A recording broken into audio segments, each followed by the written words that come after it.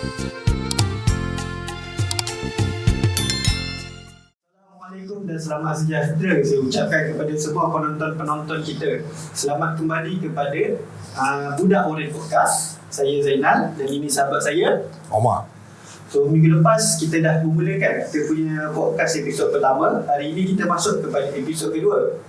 So sebelum kita masuk kepada topik kita Nama, aku nak tanya kau sikit lah. Ya. Hari ni kau ada apa-apa aktiviti tak? Hari ni kalau daripada pagi tadi tak ada. Cuma tengah hari tadi aku ada pergi kenduri kahwin. Ada kawan ajak aku kahwin kan. Cuaca panas yang orang buat kenduri. Actually tak panas sangat lah. Mungkin kat sini panas lah. Tapi aku tadi daripada Tampin kan. So daripada Tampin tadi ke Seremban tadi, kita orang harung hujan juga tadi. Sejuk lah juga. Betul.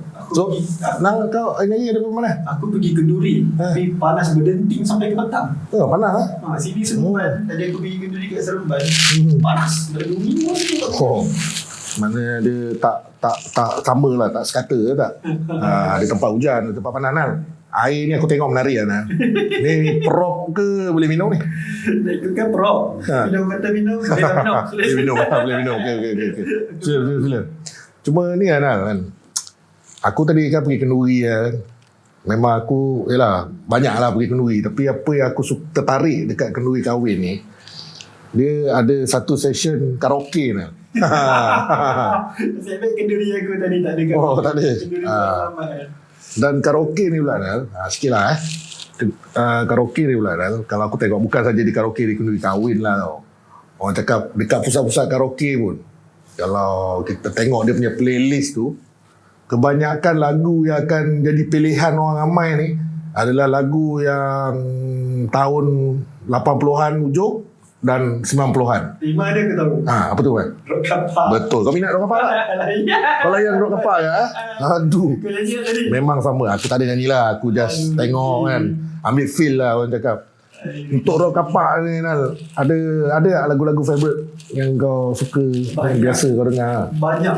Banyak sebab kadang-kadang pergi karaoke kan. So kita kena tahu kan lagu-lagu yang kita boleh nyanyi. Sebab lagu rock kapak ni ada yang menjerit, ada yang sayu habis, ada yang sederhana, ada yang rancak juga kan. So lagu-lagu yang aku boleh nyanyi ni ada beberapa lah kan. Contohnya Bila Bulan Berwarna Biru, apa Bila Diri Disayangi. Okay. Oh, tu memang lagu yang orang cakap apa?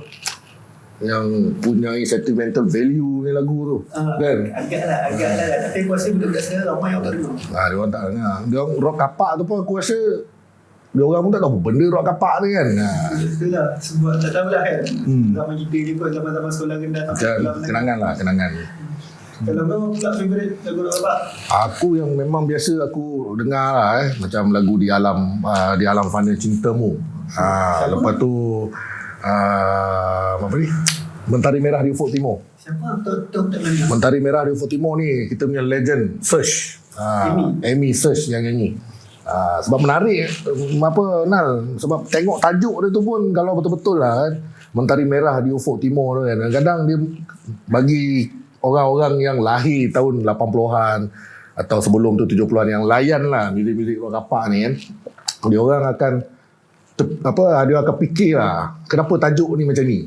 Dia takkan sama lah macam sekarang. Macam sekarang tajuk Cintamu Cintaku Juga kan. Dia macam lagu rock kapak pun ada juga tajuk macam tu. Ada aku tak jumpa je tajuk macam tu. Tapi tajuk tu maksud dia apa? Mentari Merah di Ufuk Timur ni kira dia lebih kepada macam end of the day, kiamat lah. End of the world. Mentari Merah di Ufuk. Mentari Merah. Mentari Merah tu maksud dia matahari terbenam. Tapi terbenam di timur. Kiamat lah. Nampak? Unik dia tu. Tajuk dah unik kan. Belum dia punya lirik-lirik lagi. Jadi benda-benda macam ni lah. Lirik dia memang banyak menceritakan tentang keagamaan jugalah. Kan ada yang macam lirik engkau telah pergi tapi masih ada yang ditinggalkan. Lebih kurang macam tu lah. So itu boleh kita penetratekan kepada macam Rasulullah dah lama wafat kan, tapi dia meninggalkan pada kita Al-Quran dan Sunnah untuk kita teruskan kehidupan kita nak. So lagu-lagu dulu memang macam tu lah yang aku tengok dia punya pesanan-pesanan tu kan. So macam kita tengok rock kapak ni juga kan, dia pernah jadi satu fenomena macam mana sehingga kan anugerah juara lagu. Kalau siapa yang memang tahulah kan, sekarang pun ada lagi anugerah juara lagu kan. Sekarang aku dah tak layan dah, aku tak tahu lagu-lagu. Ya, sama kan tu kan.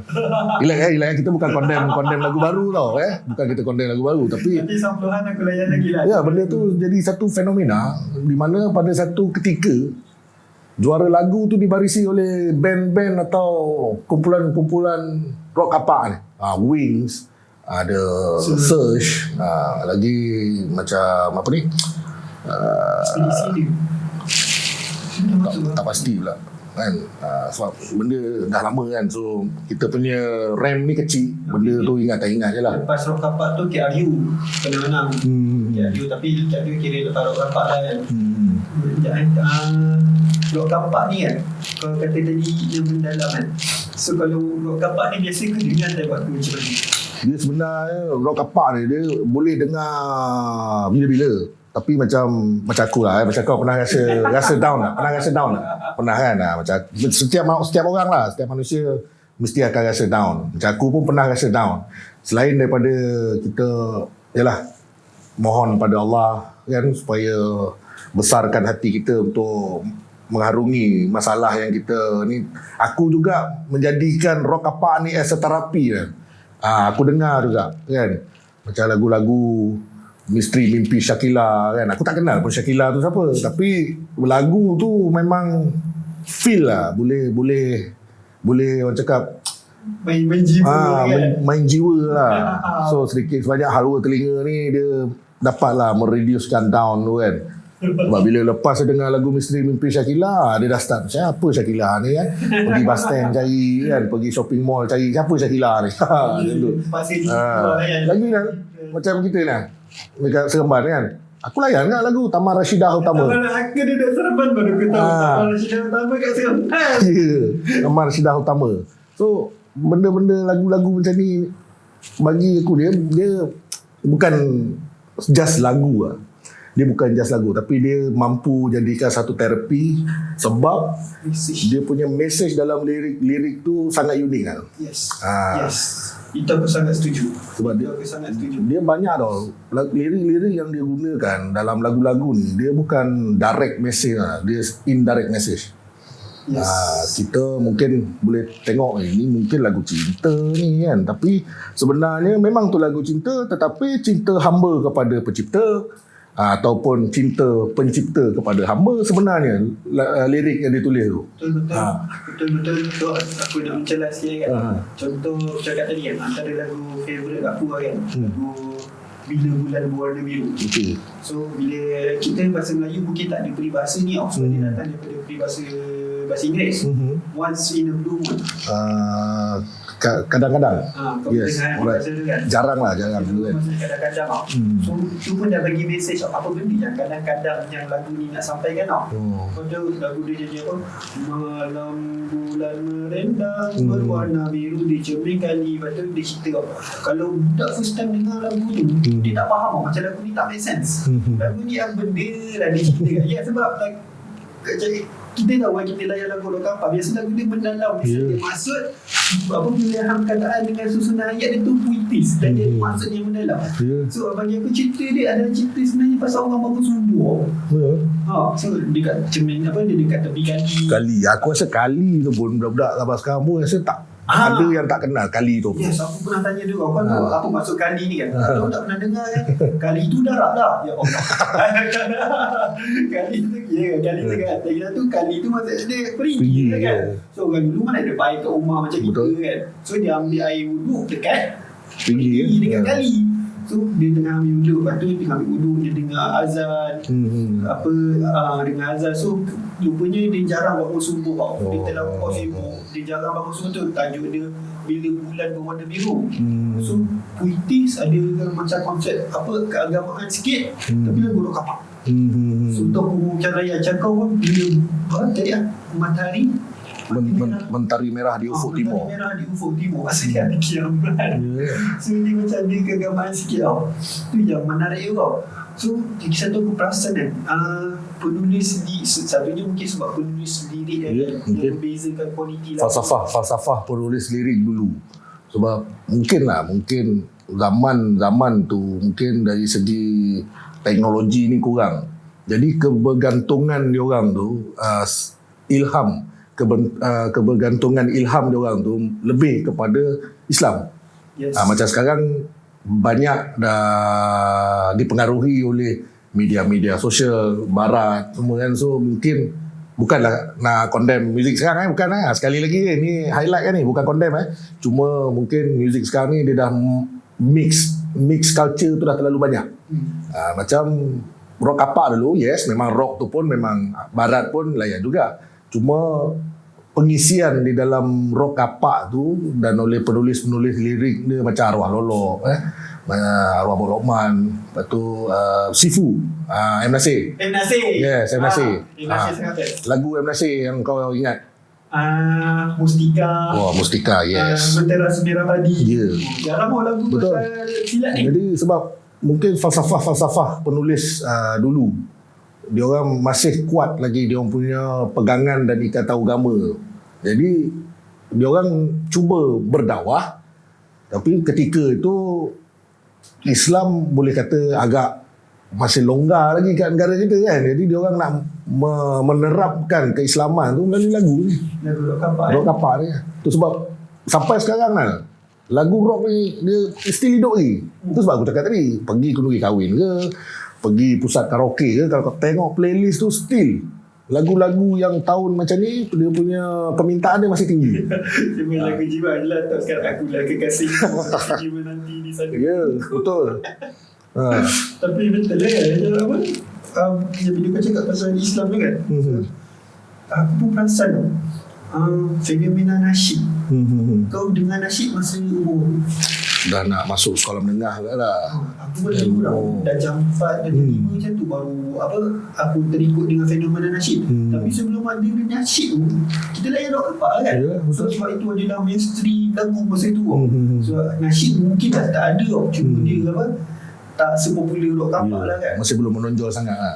So masa tu diorang buat lagu-lagu Islamik kan, lagu-lagu ketuhanan ni dalam lagu rock kapak. Itu yang aku rasa, walaupun lagu rock kapak tapi dia punya meaning dia budak-budak sekarang kata deep lah kan.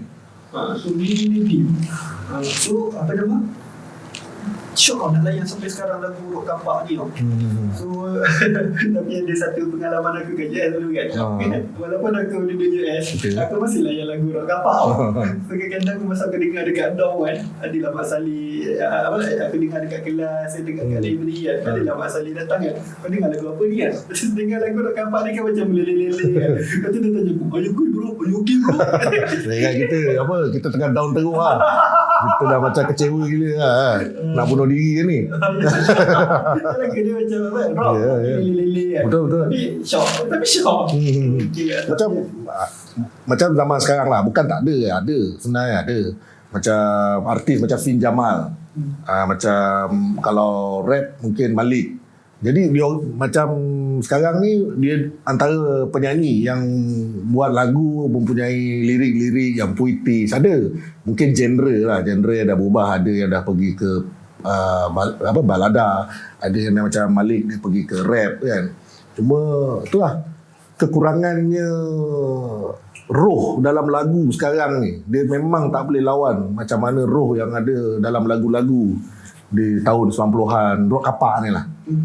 Sebab penggunaan lirik mungkin dia penulis-penulis dulu ni dia orang punya study tu tinggi juga lah. Okay, tak apalah. Mak, kita rehat dulu sekejap. Okey, boleh. Kita sambung lagi pasal rock kapak ni. Aku memang suka rock kapak. Boleh minum dulu kan. Boleh minum dulu. Kita minum dulu.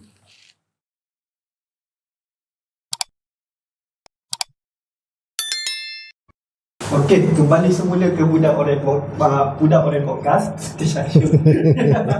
Okey, Mak, tadi kita bincang pasal rock kapak tau. Okey. So, aku rasa kita dua-dua terima lah kan. Antara benda yang menarik pasal rock kapak ni adalah lirik dia. Dia punya kedalaman maksud mesej-mesej yang ada lah. So, kalau ada lirik, mesti ada penulis. So, tadi kita dah bincang 2-3 nama penulis tau. Betul. So, antara penulis lirik yang bagi kau legend lah, Legend. Sampai sekarang pun kalau sebut nama dia, tetap kau panggil dia legend. Apa lirik dia? Yang memang aku admire lah, yang masih hidup, of course lah, NAC kan. Lagi macam yang dah pergi, macam Arwah Lolok, macam JS Kevin, and then Bob Lokman. Itu a few nama lah. Actually banyak lagi, cuma yelah RAM kecil kan, so tak berapa nak ingat. Tapi lagu-lagu diorang tu memang segar dalam ingatan lah. Sebab diorang bagi aku satu contoh lagu yang lirik dia bagi kau mendalam, dan siapa penulis lirik dia. sebab macam lagu MNC, aku selalu layan lagu Suatu Masa. Suatu Masa ni dia menceritakan tentang dia nak, tapi dia ada penghalang, ada something yang menghalang dia. Mungkin kalau kita boleh terjemahkan, mungkin dia ada ego kat situ kan. So benda tu sebenarnya bukan menceritakan tentang ketuhanan, tetapi dia menceritakan sifat manusia ni sebenarnya. Kita nak, tapi kita sebabkan ego, kita lepaskan dia kan. Itu sebab macam kan, berpucuk surat berada di depanku, tak dapat ku utuskan kan. Dia Lepas tak tu sebab ego je. ego je. Lepas tu dia campak, ku campak semua dari pandangan, tapi aku kesal, lalu ku kutip semula. Nampak? Dia nak, tapi dia menahan something yang menahan. So lagu-lagu macam tu lah. Lagi macam lagu yang bergenre pahlawan, Mentera Semerah Padi kan, bila dengar lagu tu meramang lu kan. Tu cakap roh yang ada tu. So banyak lagi lagu macam Arwah Lolok dulu banyak dia dengan Kumpulan Spider. Kumpulan Spider mungkin agak baru kat lah, nak di-compare dengan beberapa kumpulan band yang lama-lama kan. Tapi lagu-lagu Spider pun banyak juga. Macam dia punya lirik kalau ikutkan simple je kan. Makin lama aku kunyah makin tawa, macam manis perasa gula getah kan. Itu macam kita Lagu apa dah? itu tajuk dia aku dah tak berapa ingat. Tapi kalau tengok lirik dia simple je kan. Makin lama aku kunyah makin tawa, macam perasa gula getah. Itu ibarat kita nak buat something kerja, kita ambil separuh jalan je. Bila keasyikan kerja tu dah tak ada kita pun tak ngalah macam tu lah. Macam kita makan chewing gum, dah habis manis kita buang kan. Macam tu lah. Ibarat kalau kita dah cari perempuan pun, habis madu sepah dibuang. Tentu je. Aku ada satu lagu ni yang aku rasa lirik dia kan kritis tau. Tapi orang selalu salah nyanyi. Camellia, siapa penyanyinya? Sweet Charity. Siapa penulis liriknya? Sweet Charity, aku tak pasti dia yang menulis dia. Tapi lagu Camellia tu tahulah. Aku pun tak pastilah siapa dia punya penulis lirik tau. Tapi ada satu bahagian dia kan, budak-budak selalu salah nyanyi tau. Dengar pun dengar tau. Dia cakap bahagian tu ada tiba-tiba langkahku terhenti, sejuta tangan telah menahanku, ingin ku mati. So, memang lirik dia ingin ku mati. Tapi budak-budak dia kata takkan orang tu nak mati. Lepas tu dia orang tukar jadi ingin ku maki. Budak-budak ni dia tak faham tau. Siapa yang nak maki? Siapa kau maki? Ayat dia memang ingin ku mati. Tapi bukannya maksud orang tu nak bunuh diri. Ingin ku mati tu maksud dia dia punya kehendak. Ingin ku mati. Keinginan dia lah, keinginan dia tu. Keinginan dia tiba-tiba terhenti. Sebab patah kan. Sejuta tanganlah menahan ku, ingin ku mati. Bukannya dia nak mati. Perasaan dia nak tu mati. Itulah antara contoh lah yang aku nampak jelas lah kat budak-budak sekarang tau. Aku nak pergi karaoke dengan budak-budak ni kan. Salah tu bang, bukan ingin ku mati, ingin ku maki. Kau yang salah. Aku yang salah. Nak maki apa tak orang mana tak? Itu lah contoh bagi aku kan. Penyusunan perkataan dengan penyusunan ayat dalam lagu-lagu dulu tu lagi yang kreatif. Ya betul. Sebab macam aku cakap tadi lah, mungkin pada zaman tu kebergantungan orang tu pada satu iaitu masa tu tak ada lagi kemajuan teknologi ni, tak maju sangat kan. So tak ada sangat pengaruh-pengaruh yang mengarut-ngarut ni kan. So dia orang banyak masa tu tentang agama kan. Jadi dia orang nak mempraktikkan dakwah tu mungkin dalam lagu lah. Cuma muzik dia lah keras. Kalau ikutkan lirik dia dengan lagu nasyid lebih kurang kan. Cuma muzik je. Contoh lagu ni lah apa yang aku sebut tadi tu, bila diri disayangi. Aku penyanyi lah. Bila diri disayangi kan, dia kata hampa last dia bagi tahu dia bagi tahu memang apa, dia minta tolong pada Tuhan. So kena baca balik lah lirik dia, aku lupa lirik dia. Aku tak salah, aku lirik dia ada cerita tentang zikir, Doa. Dia hafalkan doa. dan yang paling penting dia lagu tu adalah siapa yang menyayangi diri. Yes. Tu tajuk lagu tu, bila diri sayangi. Yang sayang itu tak semestinya manusia. Yang sayang itu mungkin Tuhan. Tu aku suka. Sebab yang aku cakap tadi, falsafah diorang tu mungkin lagu tu diorang menceritakan cinta, tetapi bukanlah cinta sama makhluk, tapi cinta antara hamba dengan pencipta, ataupun cinta antara pencipta dengan hamba.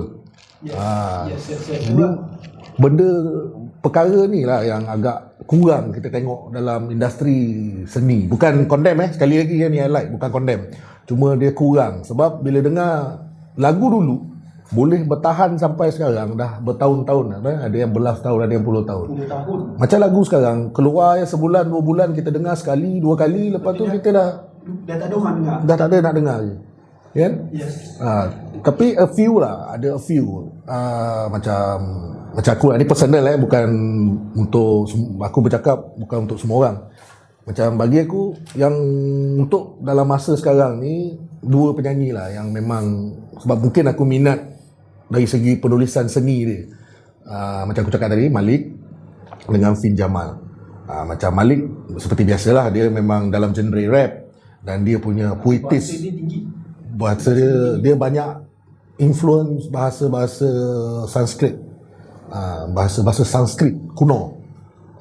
Dia banyak gunakan, dia interpretkan dalam dia punya seni-seni dia, dalam karya-karya dia. Lagu rap tapi dia punya perkataan dia tu aku nak rap kat sini tak boleh, tergeliat lidah ni kan. So macam adik-adik semua boleh lah nanti Google kan Malik, boleh lah dengar lagu-lagu dia. Fin Jamal pun aku setuju lagu dia. Kalau sekarang ni antara yang aku layan lah, contohnya yang Terbang Tunjuk tu kan. So dia cerita apa, dia berdoa supaya dia tak jadi sombong. So dia kata terbang tapi kena tunduk. Kau boleh pergi jauh, kau boleh pergi tinggi, tapi kau kena tunduk. Keep humble. Kena humble lah. So lagu dia bagi aku ada deeper meaning lah. Tapi kan kalau antara penulis lirik yang bagi aku legend kan, bagi aku punya pendirian, aku punya pendapat kan, dia Nasir. Bila kita tengok dia kan, kita tak nampak dia macam artis sangat. Aku tengok dia ni dah macam sastrawan.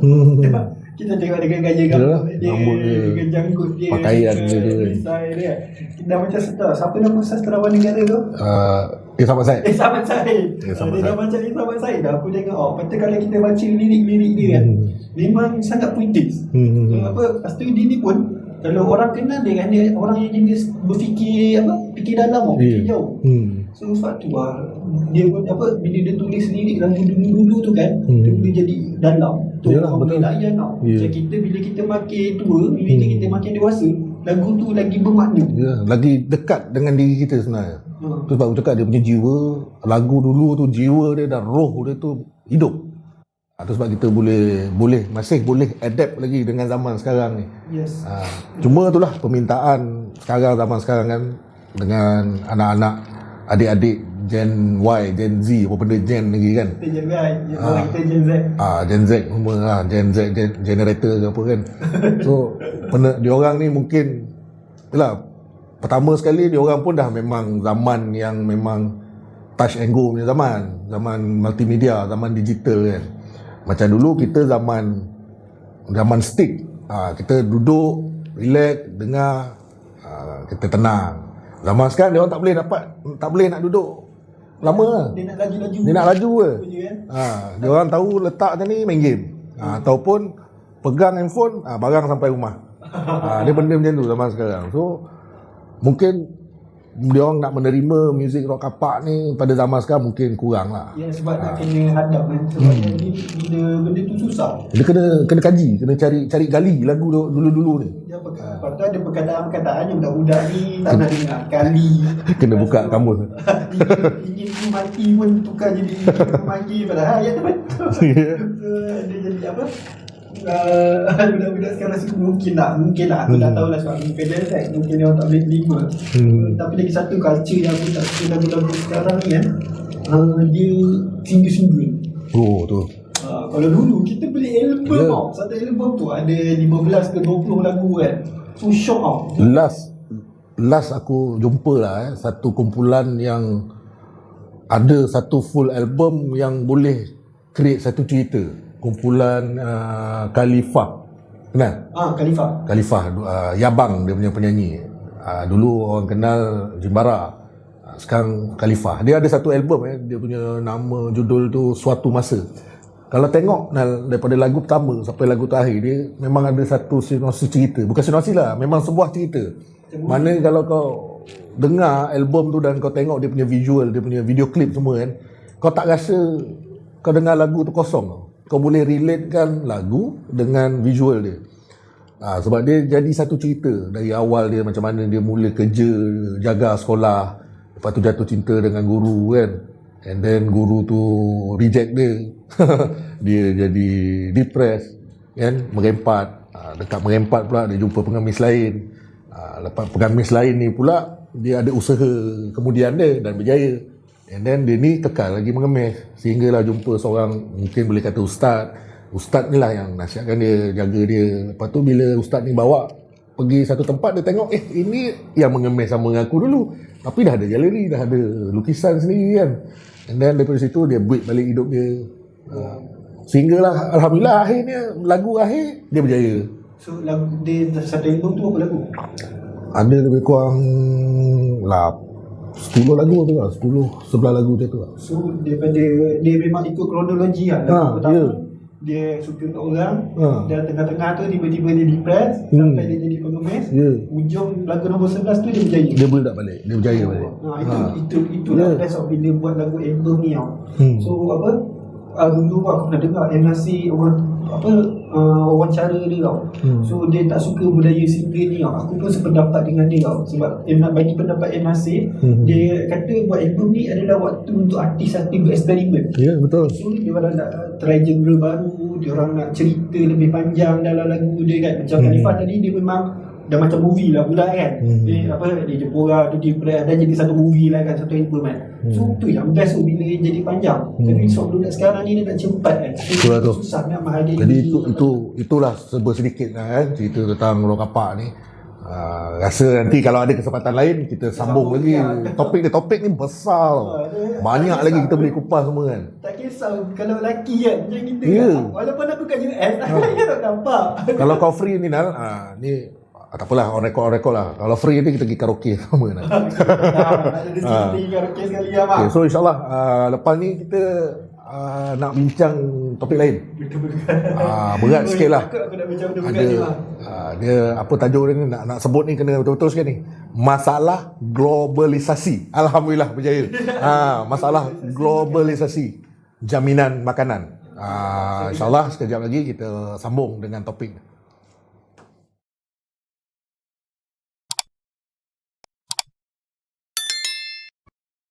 Selamat kembali ke Budak Oren Podcast. Terima kasih kepada yang masih setia bersama kami. Nal, tadi kita baru selesai kan bincang pasal seni rock apa kan, dah selesai habis lah tu. Walaupun banyak lagi kita nak borak tu kan, tapi tu nanti kemudian lah kita cari lagi episod-episod akan datang, mungkin kita boleh borak lagi. Cuma sebelum kita berehat tadi, kita nak masuk ke satu topik yang boleh katakan heavy lah. Mungkin bagi kau ringan, tapi bagi aku heavy kot. Iaitu masalah globalisasi makanan ni, jaminan makanan.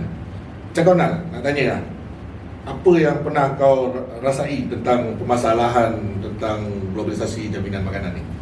Sedikit lah apa pengalaman kau. Sebelum masuk globalisasi tu kan, globalisasi lidah nak cakap. Sebelum masuk pasal isu dunia kan, aku pergi kepada tempatan lah kan. Aku ni jenis masak kat rumah. So memang biasalah beli barang dapur. So kadang-kadang bila pergi barang dapur tu dapatlah dengar orang punya rumutan, orang punya komen-komen, dengar dekat pasar raya, dengar dekat pasar. Aku sendiri pun perasan tau. Contohnya mungkin beberapa bulan lepas harga beras naik mendadak. Lepas tu yang sekarang ni yang aku tak puas hati, harga bawang masih mahal. Betul. Sebelum ni sangat mahal. Sekilo RM2. Sekarang sekilo dah jadi RM5 tak silap aku. So dah lebih daripada 100% naik. So tapi kalau aku nak tengok balik kepada isu globalisasi yang boleh faham kenapa harga barang tu naik tau. So contohnya beras, bawang memang adalah benda yang kita masih berharap ada import. Dia ada beberapa barang lah kan, yang memang top lah, antara macam kata tadi bawang, beras, ayam pun kadang-kadang harga pun tak tentu juga ayam kan. Nanti macam-macam barang-barang ruji yang lain pun ada juga yang sekejap naik, sekejap turun kan. So isu-isu ni dia membuatkan, senang cakap aku membawa suara rakyat kan. Rakyat jadi risau kenapa harga tak boleh tetap kan. So adakah ini memang berkaitan dengan globalisasi ataupun masalah kita di tempatan sendiri? Dua-dua. So satunya tempatan, aku masuk dunia dulu kan. Sebab macam aku cakap tadi kan, bawang, beras memang kita import. Bawang aku rasa 100% lah kita import. Sebab sebelum ni jadi masalah, bawang ni dia kena ditanam di cuaca yang kering. Malaysia susah. Sebab kalau kita tanam bawang tu, dia duduk bawah tanah dalam keadaan tanah sentiasa lembab. Apa jadi kat bawang tu? Busuk. Dia akan jadi busuk. So kita kena rely pada negara yang boleh menghasilkan bawang. So biasanya kita import daripada India, belah sana lah, yang dari India, Pakistan, semua sana kan. So tapi hari tu yang aku baca berita jadi masalah sebab berlaku kemarau panjang. So bila berlaku kemarau panjang tu, yang diorang tak jadi buat sekatan ekspor. Diorang tak ekspor, diorang nak jaga diorang punya bekalan tempatan dulu, bekalan dalaman dulu. Diorang tak ekspor, kita tak dapat dah bawang. Diorang hold dulu kat sana kan. Diorang hold dulu tau. Sama juga dengan beras tau. Beras hari tu pun dia jadi tak cukup bekalan. Tapi beras ni isu dia belakang sikit tau. Sebab dia jadi isu bila PKP. Bila Malaysia PKP kan, bukan Malaysia je PKP tau, satu dunia hold diorang punya production makanan. So even US, even ni semua diorang melalui perintah berkurung. Sebab dah COVID kan. So banyak negara masih nak recover lagi tau. Sebab aku ada baca juga kan, nak recover COVID ni diorang kata bukannya sebulan dua, bertahun. Betul. Sebelum tu jadi isu bekalan telur dengan ayam. Kenapa jadi masalah bekalan telur dengan ayam juga? Aku faham lah kan. Sebab makanan ayam masih majoritinya kita bergantung kepada import. Beras, kacang soya memang kita import. Jagung lagi kan? Beras pula, jagung. Sorry, tersyashat. Jagung, kacang soya, kita memang bergantung kepada import. So bila nak hasilkan makanan ayam tu, kita nak bergantung pada benda. Dan negara yang kita minta yang kita nak import tu, nak supply tu kan, tak dapat nak bagi supply. So itu yang tak ada makanan. Kalau diorang pun supply pun harga sangat mahal. Biasalah konsep ekonomi kan, supply and demand. Supply tak cukup, demand ada, harga dia akan meningkat. So bila jadi macam tu yang jadi makan ayam mahal, ayam pun terpaksa jadi mahal. Aku faham lah benda tu, sama juga dengan telur. Tapi Alhamdulillah dah kerajaan hari tu, bila dia dapat tahu masalah tu, Menteri Pertanian, apa tak nama pertanian sekarang, Jaminan Makanan, Datuk Seri Muhammad Sabu. Datuk Muhammad Sabu, tapi kementerian tu aku lupa nama je, Kementerian Keterjaminan Makanan. Memang pertanian kat Malaysia ni pun fokus dia adalah penghasilan makanan. Tu Kementerian Pertanian tu. So Alhamdulillah lah dia dapat recover balik telur tu kan, dengan bagi subsidi kepada pengeluar-pengeluar telur. So hari tu yang aku ada baca-baca sikit lah kan, kenapa diorang tak nak jual telur, sebab kos nak menghasilkan telur tu terlampau tinggi. Yalah, ayam nak bertelur mesti kena makan. Makanan dia pula mahal, takkanlah telur dia nak jual murah. Pendapatan dia lagi kan. So kalau diorang nak jual telur pada harga yang murah, rugilah diorang. So siapa yang sanggup nak teruskan bisnes dalam keadaan rugi? So tu yang diorang lepas tu sebelum tu pula kerajaan sebelum ni kan, dia sekat eksport ayam keluar. So sebab yang penghasil ayam ni pula, diorang nak eksport keluar sebab harga ayam kat luar mahal. Sebab diorang memang masa tu import ekspor tak berlaku. Semua negara yang simpan sendiri lah. Simpan sendiri, dan juga yang negara contohnya macam Singapura tak boleh menghasilkan makanan, diorang bergantung pada import. So kita sumber import diorang Malaysia lah kan. So kita punya peternak sibuk dah import ke Singapura. Malaysia sekat. In one way bagus, in another way Peternak ayam ni rasa tertekan tau. Kalau nak jual kat Malaysia tu tak untung sebab harga mahal.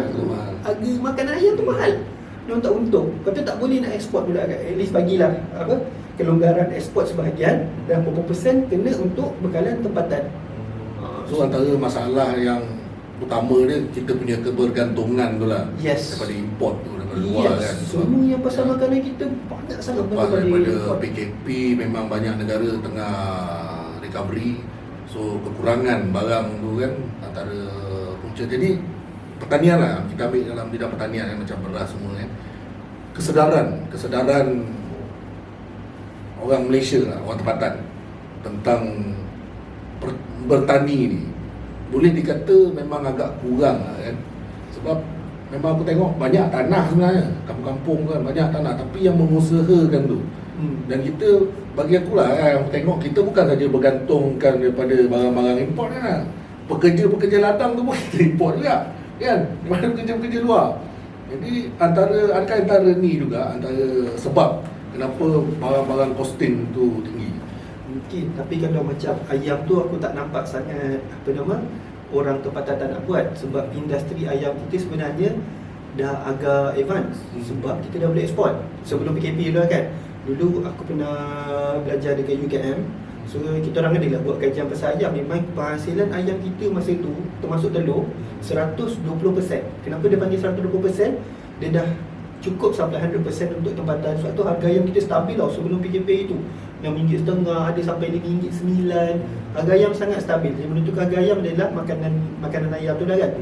So harganya dan sampai kita boleh ekspor. Ya, boleh hantar luar kan. Cuma mungkin pertanian macam beras, macam sayur-sayur lain kontan tu mungkin tak ramai lagi lah orang tempatan yang buat. Mungkin ada, cuma tak cukup maju dan tak cukup tersusun macam negara lain yang betul-betul ekspor. Macam Vietnam antara eksporter beras terbesar. Vietnam, Thailand, India, negara-negara belah sana kan. So diorang memang dah maju. Memang Thailand memang kerajaan dia memang fokus pada pertanian kan. So sebab tu diorang sampai boleh ekspor. Malaysia pertanian yang beras ni masih belum. Tapi baru-baru ni aku ada baca pasal Menteri Keterjaminan Makanan Datuk Seri Muhammad Sabu. Dia ada inisiatif tau. Dia nak buat banyak inisiatif dia pasal beras. Sebab kan memang beras jadi isu kan. Antara yang aku ada dengar yang pasal 2x5. 2x5. Ini aku nak cakap 2x5 tu macam mana maksud dia? 2x5 10 ke? Dia 2x5 ataupun 5x2 sama je maksud dia. So maksudnya dalam masa 2 tahun dia boleh buat 5 kali tuaian, 5 kali musim. Boleh. So sekarang ni secara purata kita buat setahun 2 kali ataupun 2 tahun 4 kali. So Menteri Pertanian dia nak buat 2 tahun tu boleh tanam 5 kali beras, 5 kali padi. So bila kita dapat tanam lagi banyak, dapatlah supply lagi banyak. So bila supply lagi banyak, dapatlah kita tampung lebih sikit keperluan beras tempatan. So dulu pun aku pernah ada dekat kerajaan Selangor tau. Untuk bahagian pertanian ni tau, Selangor ada dah kawasan-kawasan yang mula buat 2x5 tu tau. Tapi nak buat tu nak ikutkan senang je. Dia ada pengurusan air. Sebab dia nak buka air dekat sawah ni, dia bawa JPS ke? JPS tak? bawa JPS tak silap aku. Saliran. Dia bawa JPS saliran kan. So dia kena nak buka kepala air, nak buka pipe air tu, dia mesti melibatkan banyak kawasan sawah. So kalau dia nak buat tu, dia kena ada kerjasama banyak pesawah. Sebab pesawah ni ada tanah dia, pesawah ni ada tanah dia, pesawah ni ada tanah dia. So dia kena ada kerjasama antara pesawah-pesawah dekat kawasan tu nak buat 5x2. Senang je, dia adalah pengurusan je. So bila Mak Samu dah buat tu, dia nak luaskan lagi sebab Selangor dah buat. So luaskan lagi dekat kawasan-kawasan sawah lain kat Malaysia. Itu yang menarik tu. Dengar dekat Sabah pun dia nak Sabah pun dia nak buat kan? Yang Sabah tu aku tak pasti pasal 2x5, tapi aku ada baca pasal dia nak buka lagi tanah sawah. Beribu-ribu hektar. So itu pun adalah inisiatif yang bagus tau.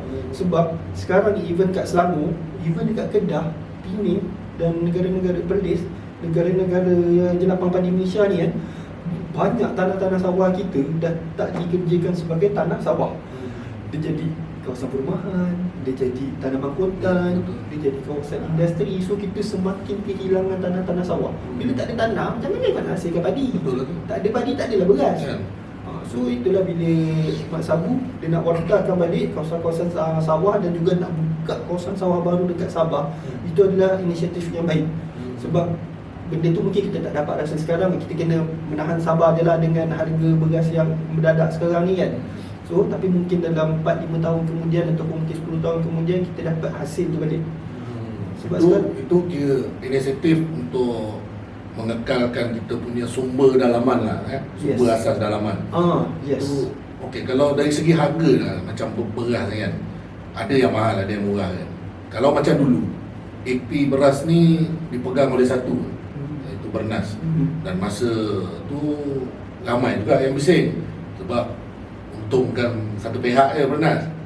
Dan bila kerajaan open pula, dah tak ada ni kan, dah banyak pula yang pemegang-pemegang AP lain kan yang boleh beli beras, dia orang main harga pula kan. Adakah ini sebab yang marah ini antara sebab yang membuatkan harga beras sekarang ni agak kurang stabil ke? Boleh jadi ke? Aku tak pasti, aku tak berani nak cakap. Sebab aku tak ada bukti. Cuma ada dengar-dengar lah kan, ada yang macam dia beli sebab beras tu dengan dia beli siap-siap dengan harga yang mahal lah daripada pesawat. Tapi bagi aku baik lah kan, sebab nak menanam ni bukannya benda senang. Nak tanam padi ni kan. Lepas tu yang kilang proses ni dia beli siap-siap harga mahal sampai 1 tan 1,800. Biasa macam ni dia orang beli dalam, ada yang 900, ada 1,200, dia beli siap-siap harga mahal. Lepas tu ada juga dengar-dengar dia orang campur dengan beras import, tu yang jadi beras tu mahal. Tapi tak tahulah kalau betul yang harga beras tu dinaikkan, so untung untuk petani lah, pesawat. Pesawat kan. Cuma yang menanggungnya kita lah bila dia di pesawat. Tapi in long term bagus juga sebab bisnes lah kan. Kalau kau ni bisnes lah kan, takkanlah kau nak kekalkan harga murah, kita nak murah tapi kita aniaya orang lain. Yalah, betul. Nak jadi pesawat, kau sanggup nak pesawat tengah-tengah panas tu? So kalau tak semua orang boleh buat lah. Tak semua orang boleh buat. So tak tahu lah, mungkin ada kaedah kan yang menggunakan jentera lebih baik ke apa, dia orang dapat mengurangkan kos ataupun mengurangkan beban pesawat untuk menguruskan sawah. So mungkin kita boleh kurangkan balik kos harga penghasilan beras tu untuk dapat balik harga jualan beras macam sebelum kita rasa ni kan. Jadi itulah macam pihak kerajaan kan, dia kena ambil serius sebenarnya perkara ni kan.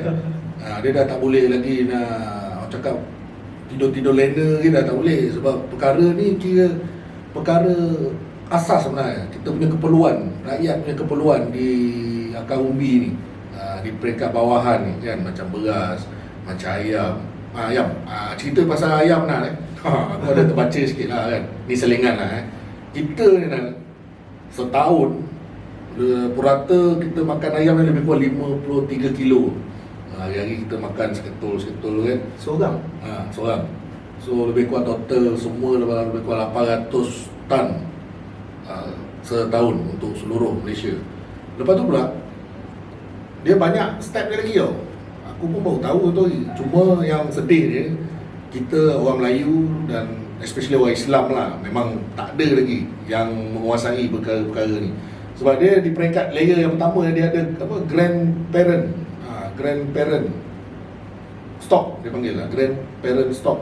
Maknanya grandparent stock ni memang ayam ni kerja dia bertelur datang-datang kan. So daripada grandparent stock tu dia akan pilih untuk jadikan parent stock. Pun ini dua memang tak ada, orang Melayu memang tak ada lah. Ni kira yang besar kan, dunia yang boleh kontrol dunia ni. Dan orang Islam pun tak ada juga. Lepas tu dia ada hatchery. Dia macam ni untuk telur lah kan, untuk menetaskan telur semua. Lepas tu dia ada feedlot. And then yang ada orang Melayu dan orang Islam yang paling ujung ni, consumer. Yang paling ujung ni. Jadi bagi aku lah, bila ayam ni bila tak cukup lah di Malaysia ni kan, dan kita terpaksa bergantung di luar, maka kita tak dapat nak nafikan lah harga tu. Sebab kita tak ada menguasai perkara-perkara tu kan. Kita tak ada duduk, orang-orang kita, orang Melayu atau orang Islam tak ada duduk yang boleh pegang grandparent stock, yang pegang parent stock, tak ada. Jadi bila kita terpaksa bergantung di luar, kita kena terima lah harga orang sana bagi kan. Tapi ayam ni yang bagi aku lah kan, yang menentukan dia mahal ke murah sebenarnya makanan dia. So makanan dia kita masih bergantung pada import. ialah kalau kita nak paksa dia besar kan, untuk ubat satunya makanan. So kalau dia tak makan, dia tak membesar lah kan. So kalau dia nak makan, kita kena sediakan makanan. So kita kena belilah kat luar. Tapi yang hari tu beberapa bulan lepas aku ada baca berita menarik kerajaan Selangor. Dia berjaya menghasilkan jagung untuk makanan ternakan ni. Dan ikutkan Malaysia susah nak hasilkan jagung makanan ternakan ni. Sebab nak menghasilkan jagung makanan ternakan ni dia perlukan cuaca kering. Biasanya dia akan biarkan jagung tu beberapa minggu dekat pokok tu sampai pokok tu kering. Malaysia susah sebab kita adalah cuaca lembap. Macam mana kita nak dapat pokok buah tu kering kat pokok? Bila hujan dia basah. Bila basah tumbuh kulat, tumbuh bakteria, benda tu rosak. So, tapi Malaysia dia dapat overcome masalah buah rosak masa musim basah. So tu yang menarik bagi aku. Kalau kita betul-betul lah boleh menghasilkan makanan sendiri dalam Malaysia, mungkin kalau orang Melayu Islam ni tak nak explore yang penghasilan induk-induk ayam tu kan, grandparent buat makanan ke? Supply makanan. Cuba kontrol untuk supply makanan. Sebab supply makanan ni yang biasanya menentukan murah ke mahal ayam tu. So selama ni tu dia orang dah eksperimen tau. Kalau lah dapat diguna pakai dekat lagi banyak tanah kat Malaysia ni kan, mungkin masalah import, kebergantungan kita pada makanan import untuk ayam ni kan dapat diselesaikan. Cuba tengok macam pertanian Pertanian di Malaysia ni memang banyak sebenarnya, khusus dia punya bengkel-bengkel dan yang peserta-peserta yang join pun ramai. Tapi masalah ni bila selesai bengkel, selesai khusus, semua selesai, pertanian tak juga maju. Jadi pihak kerajaan sebenarnya lah, selain daripada badan-badan yang terlibat, especially kerajaan lah, dia kena betul-betul memberi kesedaran dan beri selagi mana boleh mudahkan untuk rakyat ini bertani, mudahkanlah. Yes. Betul kan? Yes, aku pun pernah ikut kursus pertanian sebelumnya. Sebelumnya aku bela ikan keli. Sebelum tu masa aku dekat kerajaan Selangor dulu, KSUK Selangor, aku pun biasa ikut kursus-kursus ni sebab nak tahu apa dia orang ajar. Masalah utama adalah tanah. So sebenarnya kita ada je tanah-tanah pertanian ni tau. Cumanya banyak dah ditukar status. Nak dapat balik tu payah. Macam Selangor ada negara industri. Kalau negeri-negeri lain ni, macam negeri dan kita ada masalah tanah adat. So nak dapatkan kelulusan untuk dapat tanah adat tu bukannya senang. Lepas tu kebanyakan tanah biasa dah ada penama, dah ada pemegangnya. So kita nak dapatkan tanah tu. Kalau aku pergi kursus-kursus ni, biasa dia orang akan tanya nak guna tanah mana. Kita kena cari tanah sendiri. So itu yang payah. Tapi kalau kerajaan ada kaedah lah kan, mungkin banyak tanah-tanah kerajaan ni kan, reserve kerajaan ni kan, kalau sewakan dengan kadar rendah. Dulu Selangor ada dipanggil term of lease, tanah tol. Term of lease murah ke, setahun RM120 tak silap aku. 1 ekar setahun, bukannya sebulan. So diorang tanam lah apa-apa. Ada yang tanam tembikai, ada yang tanam jagung, ada yang tanam napier pun ada. Sebab napier ni pun macam kita best kan, kasar makanan lembu dengan minum.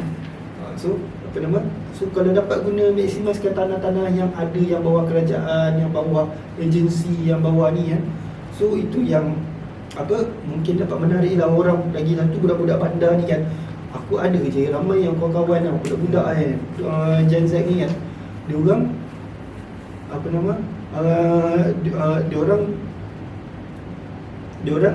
nak bertani, dia orang dah ada kursus, tapi dia orang tak ada tanah. So kalau dapat selesaikan masalah kat mana dia orang nak bertanam, insya-Allah kita boleh giatkan lagi kita punya industri pertanian kat Malaysia. Antara isu lah kan, yang kurang tanah kan? Dan yang kedua kurang dana. Tanah dia kurang kan. So bagi aku lah, macam sekarang kerajaan Madani kan, dia perlulah mencari atau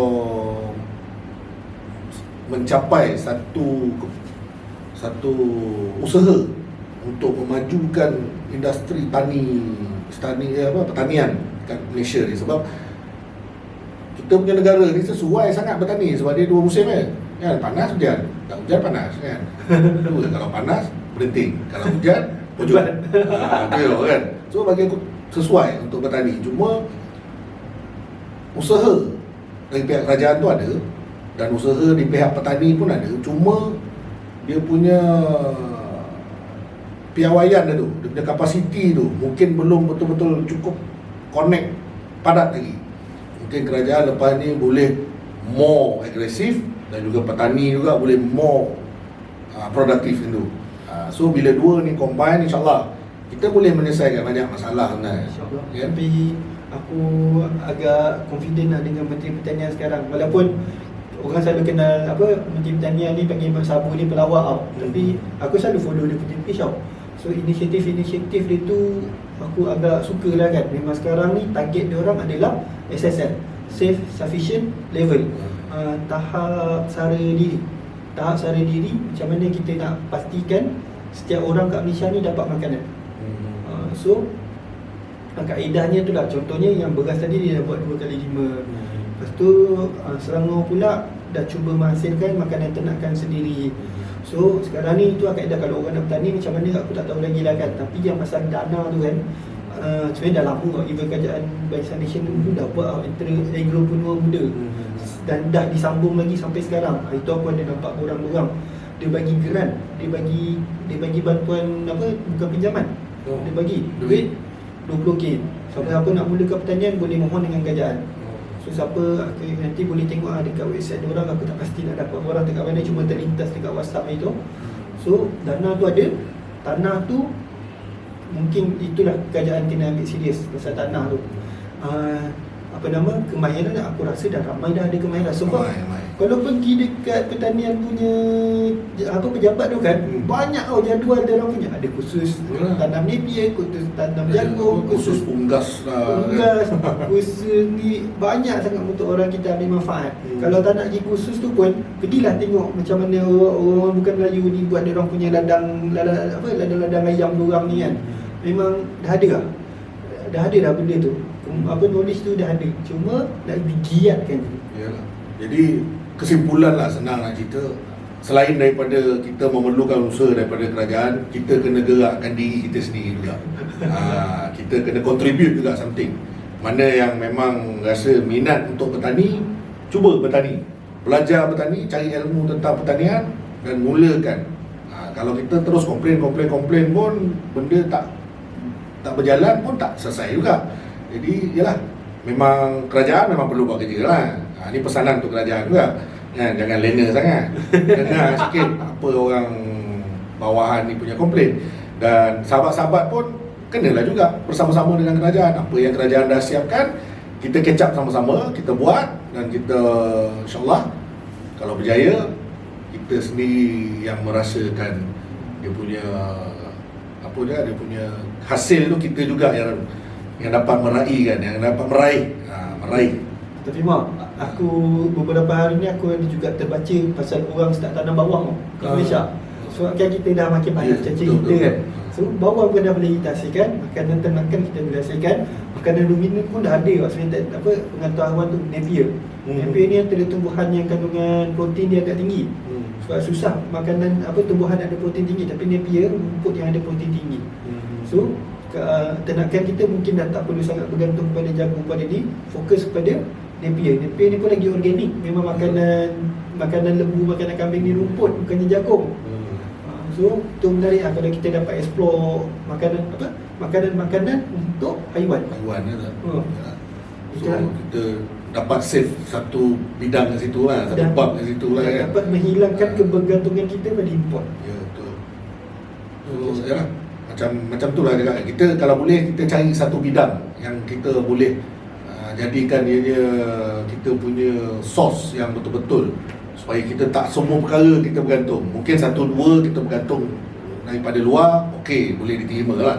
Tapi kalau daripada 5 barang asas yang kita perlukan, katalah contoh 5 asas kita perlukan, 5 ni kita perlu bergantung daripada luar, memang jawab sipar lah makan tapi at least daripada 5 ni, kalau kita dapat kuasai 3 barang, 3 asas, benda asas, memang kita sendiri ada source, kita sendiri yang memang usahakan, dan kita bergantung dua daripada luar. Mungkin kita punya harga ataupun kita punya permintaan tu dah mula stabil lah. So mungkin ringgit pun boleh turun kat situ. InsyaAllah. Mungkin ringgit boleh turun kat makin situ. kuat. Ringgit makin kuat. Kalau kita Ringgit makin kuat lah, baca. kan.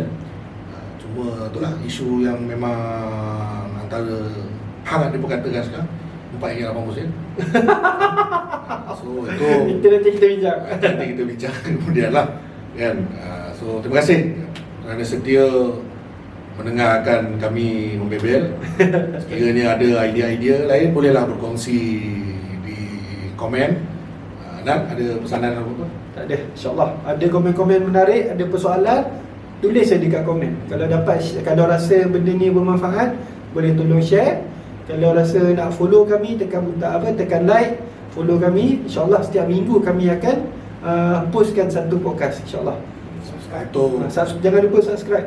Untuk episod seterusnya, insyaAllah selepas SPM, ke mana arah kita? Adakah bekerja atau terus menyambung pengajian? Di mana pendirian kita? Minggu depan kita akan bincangkan. Selamat malam, terima kasih. Assalamualaikum.